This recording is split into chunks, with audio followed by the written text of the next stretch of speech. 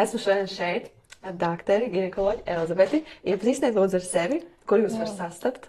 Tā es esmu daktore Elizabete Pumpure, es esmu ginekologs un arī Latvijas estētiskās ginekoloģijas asociācijas valdes locekle.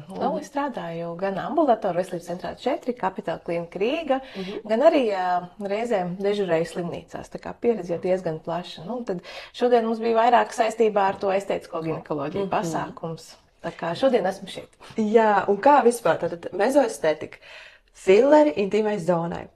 Ir divi dažādi varianti. Vai jūs varat pastāstīt atšķirību un kam vispār viņi būtu reāli paredzēti? Jā, principā ir tā, ka mēs zinām, ka mēs par hialuronas kāpes pielietojumu ļoti daudz esam dzirdējuši dermatoloģijā, kosmetoloģijā, un jāteic, ka arī intīmā zona ir noklāta ar ādu un gļotātu, kas gan laika, gan vecuma izmaiņas, gan pēc dažādiem iekaisumiem, makas infekcijām izmainās. Un tad mums hialuronas kāpe palīdz gan sadziedēt un atjaunot šīs gļotātas un ādu, gan arī uzlabot estētisko izskatu. Un tā teikt, ka vienmēr visur citur uz ādas viss kaut kas tiek smērēts, bet tā intīmā zona tad palikusi bija, tā teikt, novārstā. Un tagad, kad sievietēm parādās reāls sūdzības par makas sausumu un dedzināšanu, mēs tiešām varam palīdzēt. Viens variants ir ar gēlu, kas lietojams ir ikdienā, bet ir arī tāds ilgtermiņa risinājums kā filleri hialuronas kāpes. Un tātad mezoestētikas piedāvā divus veidus. Tātad viens, kurš ir tā kā ar mazāku blīvumu, tas nozīmē, ka viņš ir sliktāks, viņš vienkārši vairāk piemērots makstī, kur varētu būt ne tikai šī te pildījuma efekts, bet arī atjaunojoša. Savukārt tas, kas ir ar 25, ja lielāku blīvumu, tas mums aizvieto zaudēto taukaudu apjomu lielajās kaunuma lūpās. Sievietes parasti sūdzās, kad viņām ir sajūta, kad ir tāda spiediens sajūta, piemēram, braucot ar riteni vai jājot ar zirgu, pēkšņi tāds izteikts spiediens un diskomforts, tādēļ, ka ir zudis šīs te apjoms. Tad mēs varam palīdzēt. Protams, lai sieviete saprastu, ka viņām ir šāds risinājums nepieciešams, viņai ir vispār jāsaprot, ka ir tāda problēma. Tādēļ, piekritīsiet, ne pārāk par to runājam. Tā kā, man liekas, šādi semināri, kā bija šodien, mums ir vērtīgi arī profesionāļiem, lai viņi arī uzdod sievietēm mērķiecīgi šos jautājumus un piedāvāt risinājumu. Jā, jo es arī vispār pat nezināju, ka tādas opcijas ir. Un es domāju, ļoti daudz nemaz nezinu, jo kā tu pat nezini, ko jautāt, ja tu nezini, ka tur var būt arī risinājums. Jā. Un arī tāpēc arī speciālisti arī noteikti jāizglīto, lai viņi arī zina, ko piedāvāt arī saviem pēc tam klientiem. Jā, jo tāda estētiskā ginekoloģija, principā ginekoloģija kā nozara pastāv ilgstoši, bet tie risinājumi kļūst aizvien modernāki un pacientam labāk tolerējami. Ir gan lāzeru metodas, gan tās pašas PRP un PRF, un hialuronas kāpe arī ir viens tāds, varētu teikt, pasaulē daudz izmantots, un arī Latvijā to izmantojam aizvien vairāk un varam piedāvāt. Jā. Un vai ir kādi vecuma ierobežojumi vai, piemēram, ieteicamais vecums, no kura varētu sākt? Izmantot. Principā ierobežojumu nav nekādu. Vienīgais kad pacientam pirms tam jāaiziet pie ginekologa, lai ginekologs izvērtē un izstāsta, kāds varētu būt sagaidāmais efekts un izrunā, bet tā ierobežojuma nav. Reizēm ir pacienti, kuriem ir kaut kādas zināmas alerģijas vai, teiksim, autoimūnas saslimšanas, kas saistīts tieši ar hialuronas kāpi, specifiski, to mēs, protams, aptaujājam. Līdzīgi kā jebkurās injekcijās, ko izmanto dermatoloģijā vai jebkur citur medicīnā, vienmēr ir kaut kāds, bet pārsvarā tās ir alerģiskas reakcijas, kas mūs atturētu no šo injekciju veikšanas. Jā, un vai vispār ir daudz speciālistu šogad Latvijā, kas zina un kas var veikt šo procedūru, vai ir īpašas apmācības vajadzības? Principā metode nav ļoti sarežģīta un to var apgūt jebkurš. Tomēr ir nepieciešams, pieksim tā, padoms no pieredzējušu speciālistu. Un Latvijā šādu, diemžēl, pagaidām nav daudz, bet mēs kļūstam aizvien vairāk. Tad mums ir arī šī asociācija, kur šodien notika sēde, kuru organizēja mezoestētika, pieaicinot mums lektori no Spānijas, kur ikdienā specializējas estētiskā ginekoloģijā un veic ļoti daudz šīs manipulācijas. Šodien arī redzējām uz 3 Latvijas sievietēm bija unikāla iespēja šīs spāņu speciālistas rokām veikt šo procedūru. Viņas ļoti apmierināts, un arī mēs esam ieguvuši vērtīgu pieredzi. Un šodien šajā seminārā piedalījās 20 ārsti, kuri, principā jau ieguva kvalifikāciju veikt šīs procedūras. Bet pacientiem, viņām noteikti jāuzprasa, vai ārsts to veids vai nē. Reizēm, godīgi ārsts droši vien arī pateikt, ka viņš to nedara. Parasti mēs zinām, iesakām tā, jebkura ir specializācija. Tāpēc cits vairāk speciālists uz dzemdībām, cits vairāk uz operācijām, cits uz estētisko ginekoloģiju. Kā vispār sieviete var zināt, ka viņai būtu nepieciešams šāds produkts, šāda procedūra? Kāds varētu būt tādi pirmie novērojumi, ko var pats saprast, just? Jā, kopumā varētu likties, ka mākslas un iekšējie dzimuma orgāni ir tāda ļoti nemaznozīmīga sievietes dzīves sastāvdaļa, bet patiesībā tā nav. Ja starpenē pastāvīgs diskomforts, sausums, nieze, regulārs dzimumceļu infekcijas, diskomforts seksa laikā, kas reizēm pat noved pie tā, ka sieviete nemaz nevēlas stāties seksuālās attiecībās, noteikti par to jāstāsta ginekologam. Tad ir vairāk šīs metodas, ko var pielietot. Piemēram, ja sieviete jau ir menopauzes vecumā, tad mēs vēl papildus varētu lietot, piemēram, hormonālu terapiju.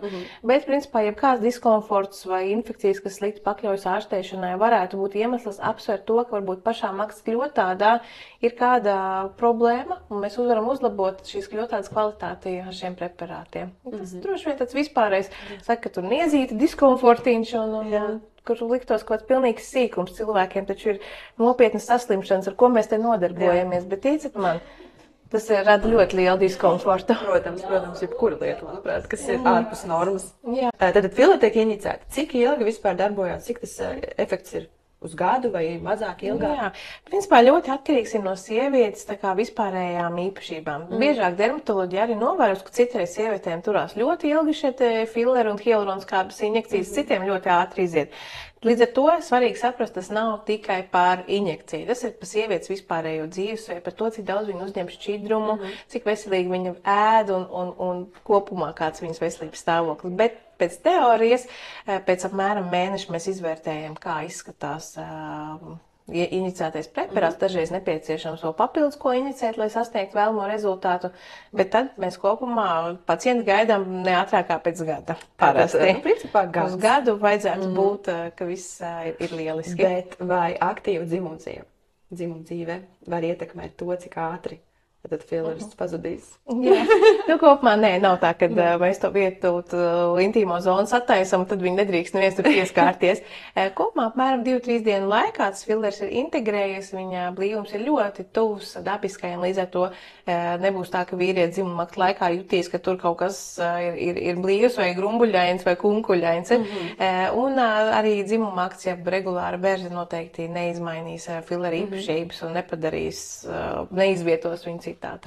Tā kā tas ir, tādēļ ir specifiski, kādēļ mēs nevaram sejas fillerus injicēt tur lejā, jo, tas ir pilnīgi kaut kas cits. Piemēram, seja nepakļaujas tādām, nezinu, arī spiedienam, regulāri bikses mēs velkam, sēžam. Patiesībā tā starpenē ir pakļaut ļoti lielai spriedzei un berzei ikdienā, tāpēc tur ir vajadzīgs īpašs sastāvs. Vai filleris pēc kāda laika ir jāizšķīdina, vai viņš var aizmigrēt, vai viņš vienkārši uzsūcās, tā teikt, audos? Jā, viņš ir ievadīts pareizajā telpā, un tieši tāpēc ir vajadzīgs apmācības, lai zinātu, kur viņš ir un kā jāievada, nekādas migrēšanas mēs nenovērojam. Un kopumā šajā laikā viņš vienkārši dabiski sadalās. Tā kā, ja gadījumā ir, protams, kā jau visur var gadīties kādi pārpratumi, preparāti ieved nepareizā telpā, tas vienmēr komplikācijas var būt.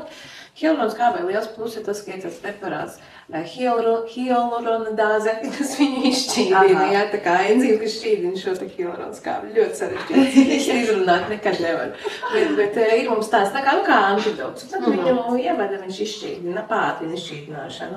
Reizēm arī, ja piemēram ir jau ievadīts kaunuma lupā filleris, bet meistaram šķiet, ka viņš tur kaut kā ne tā stātu, mēs vispirms izšķīdinām šo filleri ar šo enzīmu un tad ievedam pa jaunu. Tad izlabojam situāciju un tad atkal strādājam pa jaunu. Biežāks piemērs pa lūpām arī, tām, kas uz sejas, Protams, jā. Tur tā ir bijis kādreiz, kad ir atkārtots veikt šīs te injekcijas rezultātā, veidojas diezgan tāds sadrumstalots skats, un tad iesaka visu sāk no sākuma. Jā, tāpēc arī es arī par to jautāju, jo es zinu, ka mēs lūpām sejai. Tā ir, ka laikam pat iesakat visu tā kā pa jaunam. Jā, mums arī tur ir tā. Tāpēc hialuronskābes preparāti ļoti labi, jo viņi mums ir šo hialuronidāzi šķīdināts, kas sanāca. Mums ir arī tātad šie filleri, kas ir injicējumi, protams, ka pie ārsta. Bet mēs arī ir arī šie gēni, ko var pats lietot mājās savā, tā teikt, jo tur nav vajadzības ārsta pavadā. Jā, tas ir principā arī tas, ko es iesaku. Tas tā saucamais gudrais gēls. Vienīgais, jā, viņš plus tas, ka pacientam nav jāiet pie ārsta, viņš to var pats izdarīt, speciāls uzgals, ar ko šo preparātu ievada makstī, un viņš tur veic savu darbiņu. Agrāk bija analoga šīs svecītes, bet viņām ir ļoti daudz šīs vaskveida vielas, kā dažādas dabiskas izcelsmes vielas, kas var radīt kairinājumu, tāpēc man personīgi šis gēls patīk labāk. Bet reizēm, jā, kāds nevēlas ķēpāties tur vairākas reizes nedēļā, lai uzturētu efektu, tad, teiksim, tā hialuronskābīte, kuru mēs ievedam maksļotādā, viņi tur to savu darbiņu veids aptuveni gadu.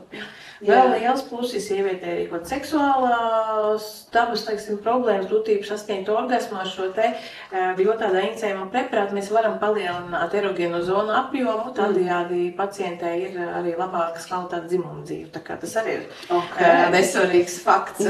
Noteikti. Jā. Viensim arī runājot tieši par gēlu, kāda tad iemesli, lai sāktu lietot, principā arī ir līdzīgi kā pilleriem. Jā. Tas būtu sausums, diskomforts.